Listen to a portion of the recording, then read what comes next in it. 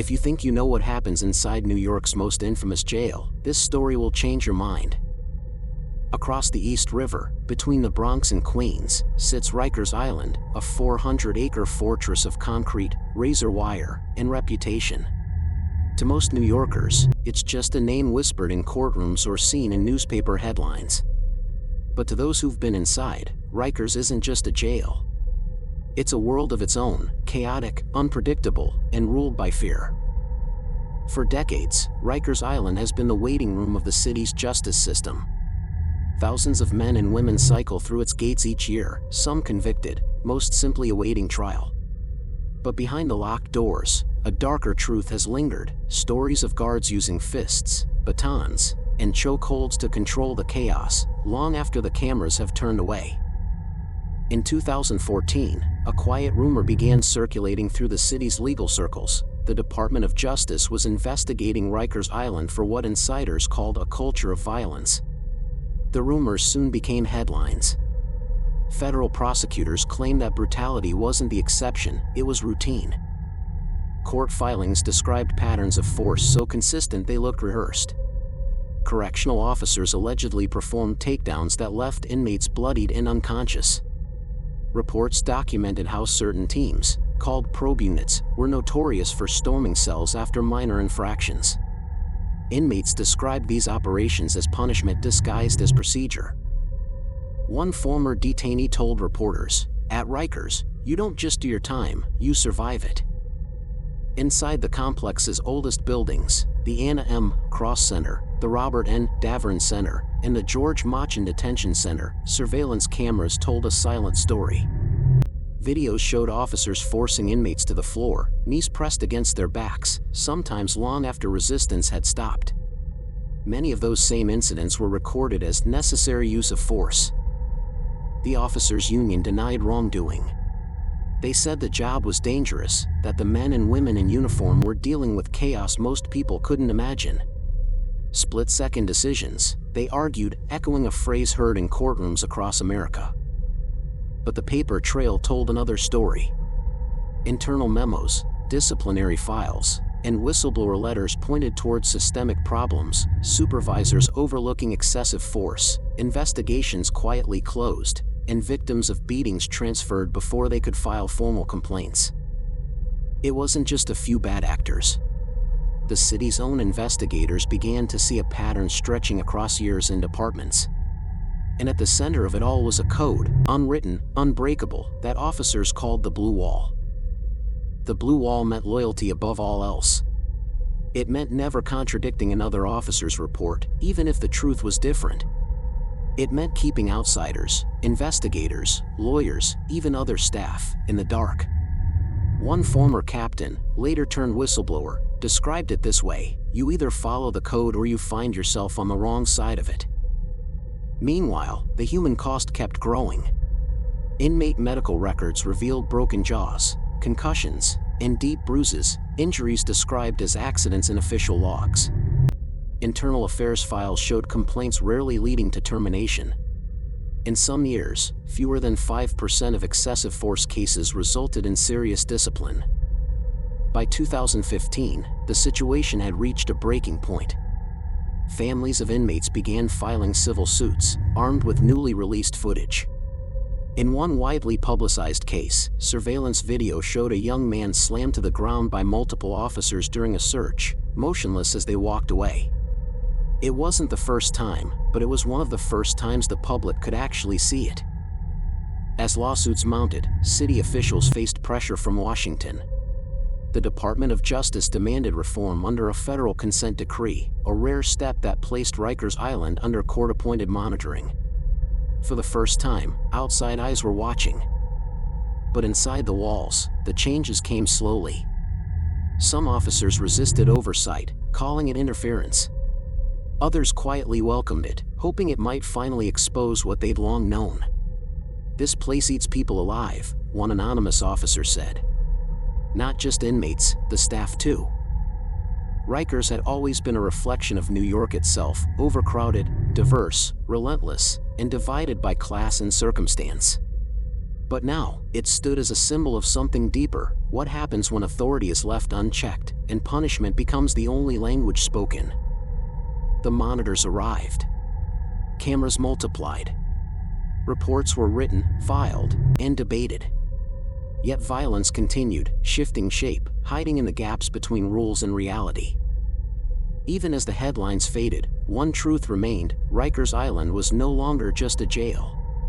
It was a test of the city's conscience, and of how far justice could bend before it finally broke. Because on Rikers Island, silence wasn't just a choice. It was survival. And as investigators prepared to release their findings, what they uncovered would shake New York's correctional system to its core. By the time federal investigators set foot on Rikers Island, the damage had already been done. Files were thick with complaints. Medical reports filled cabinets. Video clips were stacked like silent witnesses. But inside the island's walls, a different story was still being told, one carefully written by those in uniform. To understand how it worked, you had to see Rikers not as a single place, but as a network of small kingdoms. Each building had its own unwritten rules, its own hierarchy, its own crew of officers. For the new recruits, the first lesson wasn't in the handbook, it was whispered by senior staff: keep your mouth shut and back your team. That was the foundation of the Blue Wall. If an officer lost his temper, others learned to look away. If a report didn't match the video, supervisors adjusted the language. If an inmate filed a complaint, paperwork could vanish long before it reached the warden's desk. When investigators interviewed staff members, many answered carefully, eyes fixed on the table. Some repeated the same phrase word for word: I do not recall the details of that incident. It was less an answer than a ritual. But not everyone stayed silent. A few officers, worn down by what they had seen, began to talk. They described a place where aggression had become routine, where restraint was mistaken for weakness, and brutality was rewarded with respect. One former officer recalled an internal saying that passed from shift to shift: control the floor by any means necessary. In practice, that meant cell extractions for minor disobedience, chokeholds banned by policy, and response teams whose entrance into a housing unit signaled that pain was coming. Every few months, the headlines flared again. A leaked video. A lawsuit. A court hearing that pulled a few more names into the spotlight. Each time, city officials promised reform. Each time, the rhythm inside Rikers barely changed. The problem wasn't just individual acts of violence, it was bureaucracy itself. Use of force reports were coded in jargon that disguised their reality. Guided to the floor meant pinned down and restrained. Inmate became combative meant someone spoke out of turn. De-escalation unsuccessful meant the outcome was already decided. Even the medical notes spoke the same language: sterile words for broken ribs, fractured noses, or bruised throats. The Department of Investigation called it an ecosystem of misconduct. For years, the jail's leadership had relied on the same logic: so long as violence stayed inside the walls, the outside world would never see. But the outside world was watching now. The court-appointed monitor, a retired federal judge, began publishing quarterly reports. They were dry, procedural documents, but every paragraph told a story: missing evidence, falsified logs, officers refusing interviews, inmates too afraid to testify. Still, change came slowly. Rikers Island was a city unto itself, larger than many police departments, older than most of its policies. Even as the monitor reported progress, new incidents kept surfacing. A guard accused of striking a detainee while cameras were covered. A sergeant caught falsifying time logs. A captain reinstated after prior suspension. Inside the department, resentment grew. Some officers felt vilified by the media, insisting that every punch was born out of fear, not cruelty. Others quietly admitted the truth: we lost control a long time ago. For the inmates, life continued in the same rhythm: searches, counts, meals, lockdowns. But the atmosphere had changed. Cameras now lined every hallway. Clipboards replaced word-of-mouth discipline. Yet trust was gone. Many detainees avoided eye contact, fearing any misstep could turn into another incident. Meanwhile, at City Hall, the mayor's office faced mounting pressure. Lawsuits from advocacy groups piled up. The federal government threatened to take full control of the jail if conditions didn't improve. Behind closed doors, officials debated whether Rikers should even exist anymore. The conversation was no longer about punishment, it was about humanity. What does accountability look like in a place built to break people down? One city council member described visiting the jail after the first federal report. You can feel it in the air. The fear, the anger, the resignation. Everyone, inmates and officers, trapped in the same cycle. By 2017, new leadership promised a clean start. Use of force training was overhauled. Body cameras were introduced. A zero-tolerance policy toward brutality was announced. But inside Rikers, the skepticism was immediate. One veteran guard summed it up: policies don't change a place like this. People do. And people here don't forget. Even with reforms on paper, the violence continued to echo through the tears. The Monitor's next report used a single, devastating sentence: the culture of violence at Rikers Island remains deeply ingrained. Decades of habit could not be rewritten overnight. And as the federal oversight tightened, a new question emerged, one that would define the next chapter. Could a place built on punishment ever be reformed into something humane?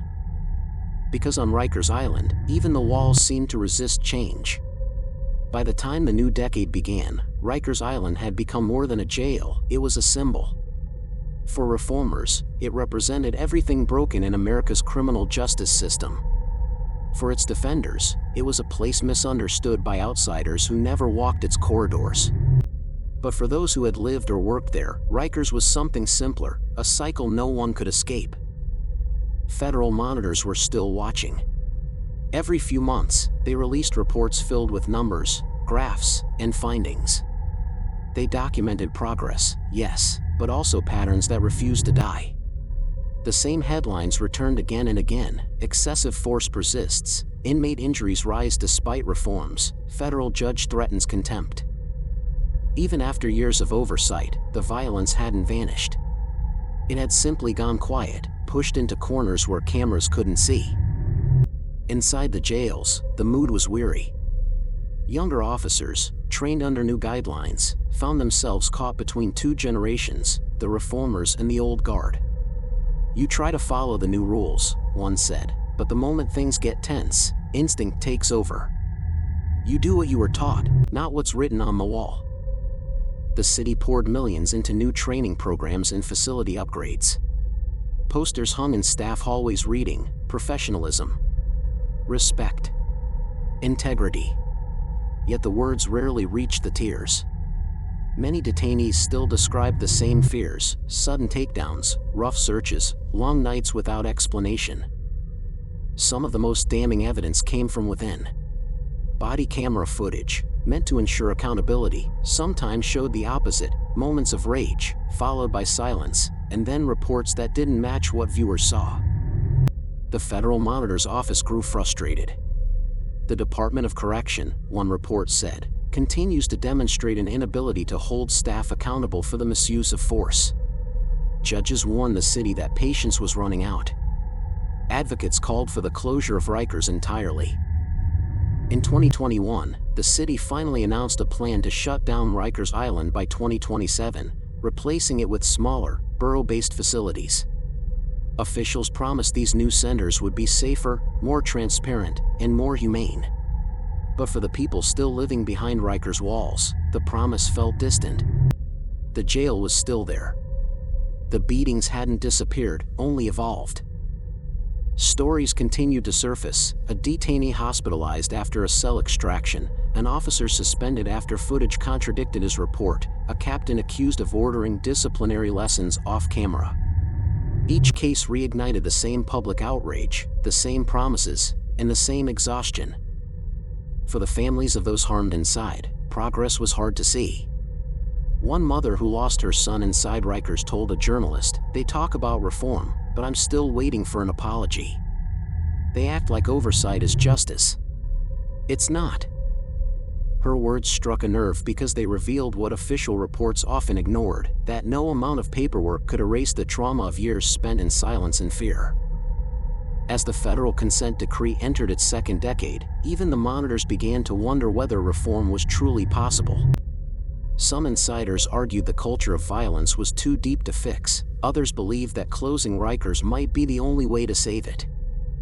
But there was also a quieter truth, one rarely mentioned in court filings or press conferences. Many officers wanted change too. They were tired of endless overtime, impossible conditions, and a reputation that tainted them all. One veteran said softly, "This place doesn't just break inmates. It breaks everyone." By 2023, new leadership promised to accelerate reforms. Violence dropped slightly, though advocates warned it was still far above acceptable levels.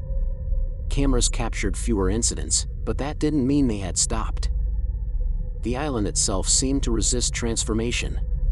Its bridges, its fences, its decaying buildings, all remnants of a century-old system that refused to die quietly. As demolition plans began, some guards joked darkly, "They can close the island, but they can't close what it did to us."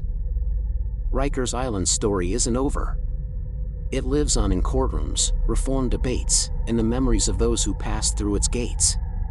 The federal oversight continues, reminding the city that justice isn't measured in press releases, it's measured in what happens when the cameras aren't rolling.